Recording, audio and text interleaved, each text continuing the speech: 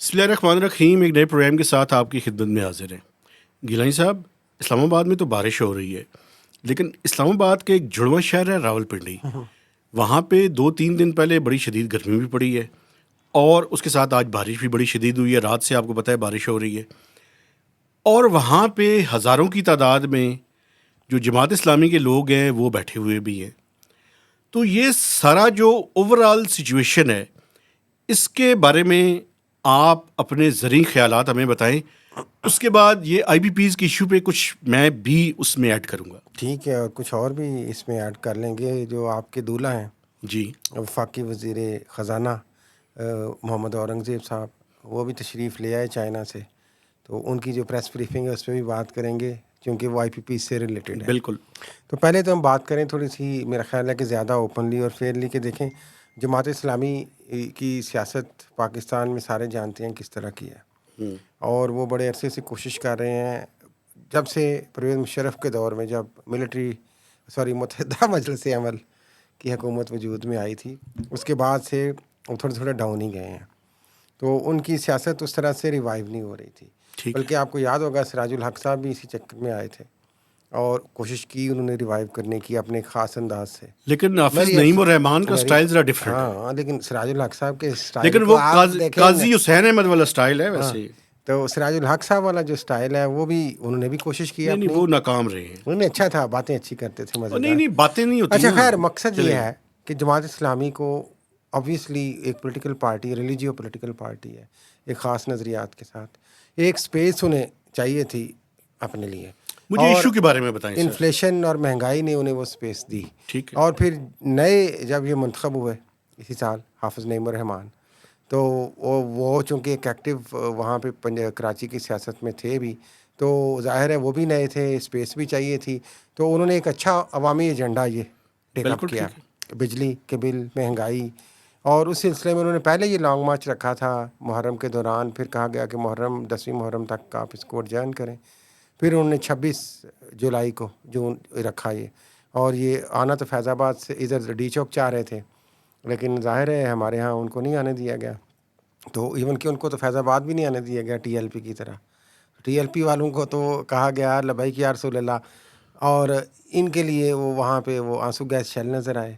تو یہ جو ریاستی امتیاز ہے، سم ٹائمز یہ بھی لوگ اس پہ سوال اٹھاتے ہیں، لیکن خیر وہ بیٹھ گئے ہیں کمیٹی چوک آ گئے، وہ بیٹھ کے بجلی کے بل کا ایشو بیسکلی ان کا ہے، جس میں IPPs one of the reasons ہے۔ تو وہ انہوں نے کہا جی کہ آئی پی پیز کا معاملہ جب تک ختم نہیں کرتے آپ، لوکل آئی پی پیز کو ختم نہیں کرتے، ہم یہاں سے نہیں جائیں گے، ابھی تک تو جو میجر ڈیمانڈ ہے ان کی۔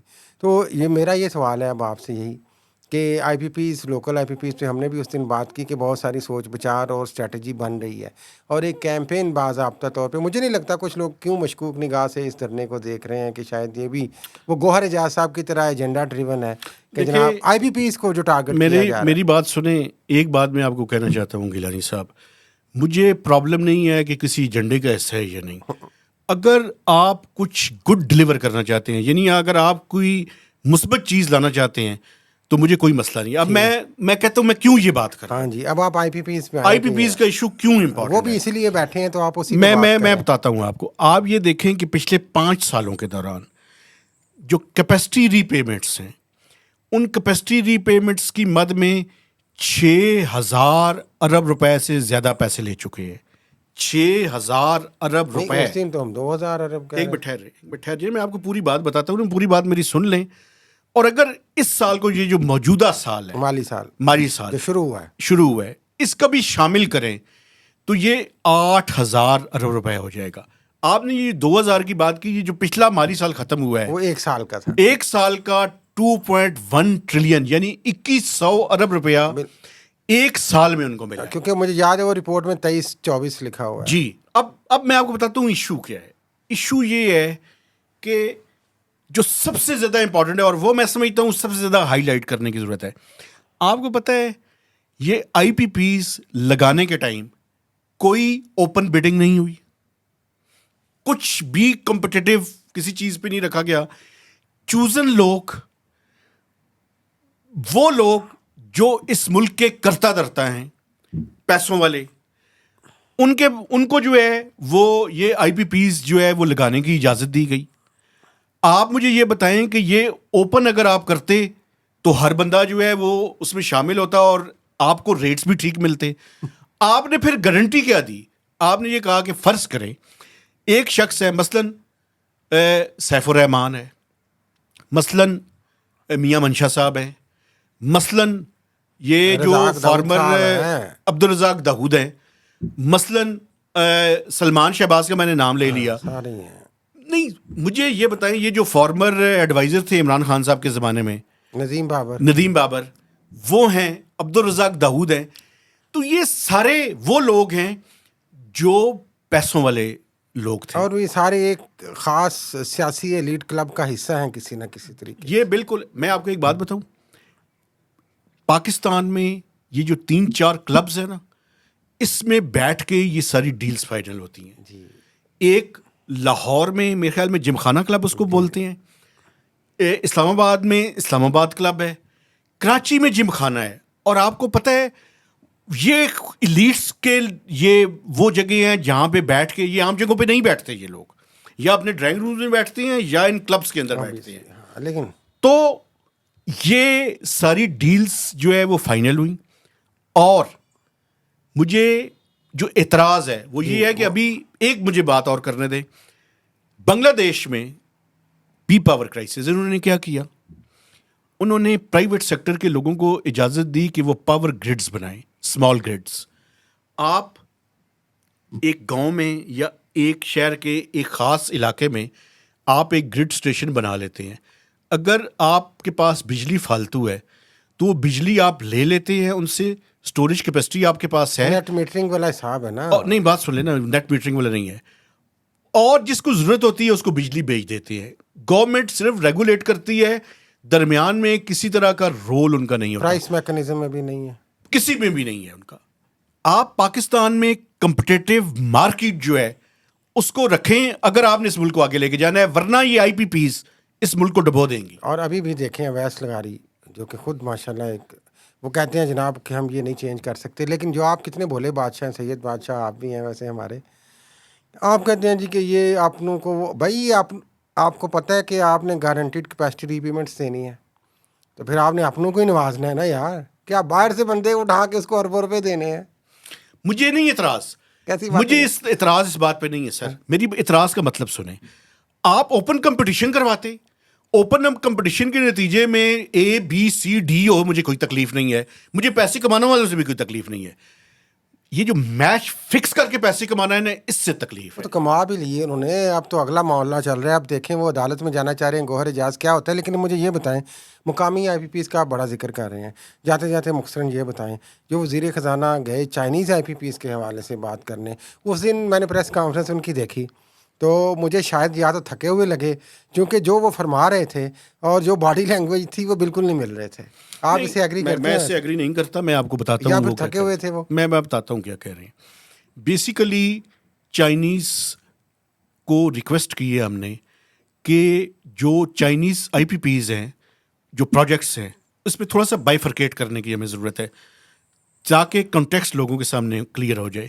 پاکستان میں چائنیز آئی پی پیز کی تعداد 20 ہے. ایک ٹرانسمیشن لائن ہے تو ٹوٹل 21 ہو گئی.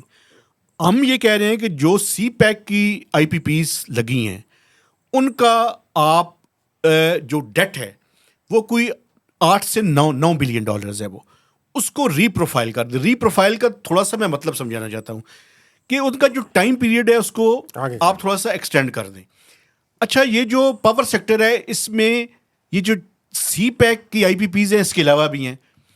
اگر میری جان کی امان پاؤں تو تھوڑا سا میں لوگوں کے ساتھ وہ بھی شیئر کر دوں. اس میں کچھ نیوکلیئر پاور بھی ہے، نیوکلیئر پاور کے پروجیکٹس بھی ہیں. چشمہ ہے، چشمہ کے 2-3 کراچی نیوکلیئر پاور پلانٹس ہے. تو سارا ملا کر 9 بلین ڈالر وہ اور کچھ 7 بلین یا 8 بلین ڈالرز باقی ہے.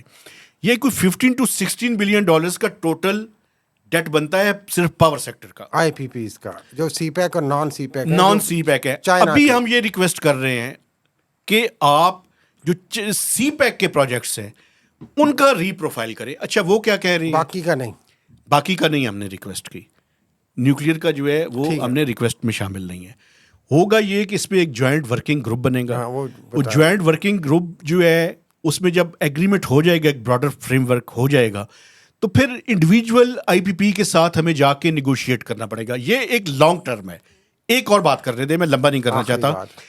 कोल कन्वर्जन की बात भी इन्होंने की है, लेकिन इट्स अ विश लिस्ट। क्यों? अगर चाइनीज एग्री भी कर लें तो सबसे पहले उन्हें टेक्नोलॉजी बदलनी पड़ेगी। दूसरा जो उन्हें करना पड़ेगा कि अगर हम अपना डोमेस्टिक कोल इस्तेमाल करना चाहते हैं तो वो थर में है। थर से लॉजिस्टिक्स मकसद मुहैया करना मैं पंजाब आपकी में बात को मुख्तसर करूं कि पहले भी 5 बात हुई साल से पहले नहीं हो सकता ये। है। ये और अगर दोनों करना लंबे भी काम हुआ हैं। तो 15 to 20% वो मैक्सिमम लोकल कोल पे आ जाएंगे। इसलिए ये सारी बातें हैं, अभी इस पे कुछ नहीं अभी होगा इसी यूनिट पे बिजली के बिल देने पड़ेंगे, यूनिट जी। प्राइस पे। मकसद ये डोमेस्टिक जो हैं आईपीपीस, उन पे वैसे इस्टेब्लिशमेंट भी और हुकूमत वो भी लगे हुए हैं, हाँ जी, के मुनाफा कमा ली है। घेरा दे तंग कर रहे हैं ना, वो देखते और हैं क्या वैसे एक होता है। और भी है, पब्लिक सेक्टर में भी है ना, उनसे तो कम से कम गए बंद करें यार। चले वो कह देंगे, लेकिन जो चाइना के हवाले से आप बात करें, जो मैं ये समझा हूँ कि अभी ये लंबा काम है, और उस लंबे काम में ये 2-4 साल तो गुजरेंगे, ये साल गुजरेगा, वर्किंग ग्रुप बनेगा, इंडिविजुअल बात करेंगे, फिर वो कहेंगे हाँ जी सोचते हैं। मीनवाइल वो जो बर्डन आपका बढ़ना है वो तो बढ़ता ही जाना है ना। फौरी तौर पे पुरानी वैसे किस्त एक मिफ्ता इस्माइल ने जो तजवीज़ दी है वो उस पे अमल हो सकता वो है। क्या है?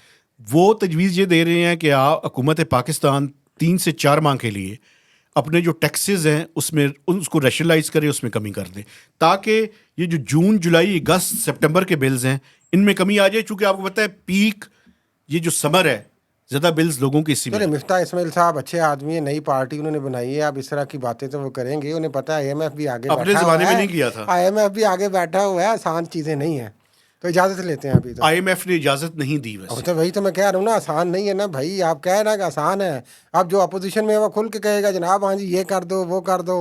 ये गौहर एजाज, ये मिफ्ता इस्माइल सब जब हुकूमत में होते हैं तो कहते हैं जो आईएमएफ कहता है वो करो।